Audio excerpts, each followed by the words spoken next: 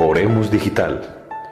Permite que la palabra de Dios sea el alimento de tu vida. Lunes 27 de abril, tercera semana de Pascua, tercera semana del Salterio, color litúrgico blanco. En el nombre del Padre, y del Hijo, y del Espíritu Santo. Amén. Lectura del libro de los Hechos de los Apóstoles, capítulo 6, versículos del 8 al 15. En aquellos días, Esteban, lleno de gracia y poder, realizaba grandes prodigios y signos en medio del pueblo. Unos cuantos de la sinagoga llamada de los Libertos, oriundos de Cirene, Alejandría, Cilicia y Asia, se pusieron a discutir con Esteban, pero no lograban hacer frente a la sabiduría y al espíritu con que hablaba. Entonces indujeron a unos que aseguraran: le hemos oído palabras blasfemas contra Moisés y contra Dios. Alborotaron al pueblo, a los ancianos y a los escribas, y viniendo de improviso, lo agarraron y lo condujeron al Sanedrín, presentando testigos falsos que decían: este individuo no para de hablar contra el lugar santo y la ley, pues le hemos oído decir que ese Jesús Nazareno destruirá este lugar y cambiará las tradiciones que nos dio Moisés. Todos los que estaban sentados en el Sanedrín fijaron su mirada en él, y su rostro les pareció el de un ángel. Palabra de Dios, te alabamos, Señor. Salmo 119. Dichoso el que camina en la ley del Señor. Aunque los nobles se sienten a murmurar de mí, tu siervo medita tus decretos. Tus preceptos son mi delicia, tus enseñanzas son mis consejeros. Dichoso el que camina en la ley del Señor. Te expliqué mi camino y me escuchaste.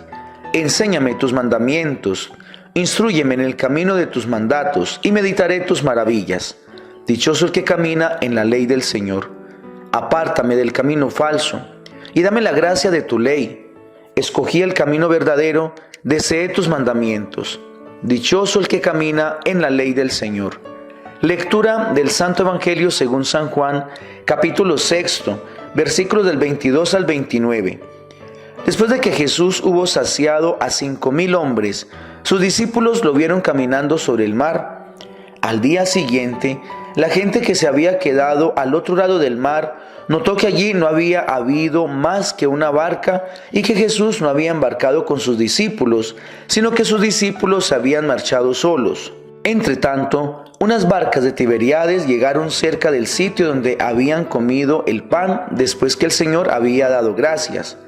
Cuando la gente vio que ni Jesús ni sus discípulos estaban allí, se embarcaron y fueron a Cafarnaúm en busca de Jesús. Al encontrarlo en la otra orilla del lago, le preguntaron: Maestro, ¿cuándo has venido aquí?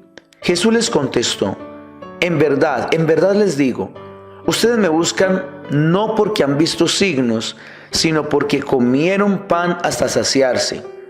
Trabajen no por el alimento que perece, sino por el alimento que perdura para la vida eterna, el que les dará el Hijo del Hombre, pues a éste lo ha sellado el Padre Dios. Ellos le preguntaron: ¿y qué tenemos que hacer para realizar las obras de Dios? Respondió Jesús: la obra de Dios es esta, que crean en el que Él ha enviado. Palabra del Señor, gloria a ti, Señor Jesús. Hola, ¿qué tal? Muy buenos días, mis queridos amigos y hermanos en el Señor. Un feliz comienzo de semana para todos. Comencemos entonces hablando de esta primera lectura. Vemos dos actitudes, la actitud de Esteban y la actitud de aquellos hombres que comienzan a hablar mal de este joven. Esteban está lleno del Espíritu Santo. Esteban habla la verdad. Esteban comienza a proclamar, a dar testimonio de la vida de Jesucristo. Esteban simboliza aquí a toda aquella persona que hace las cosas como el Señor las pide.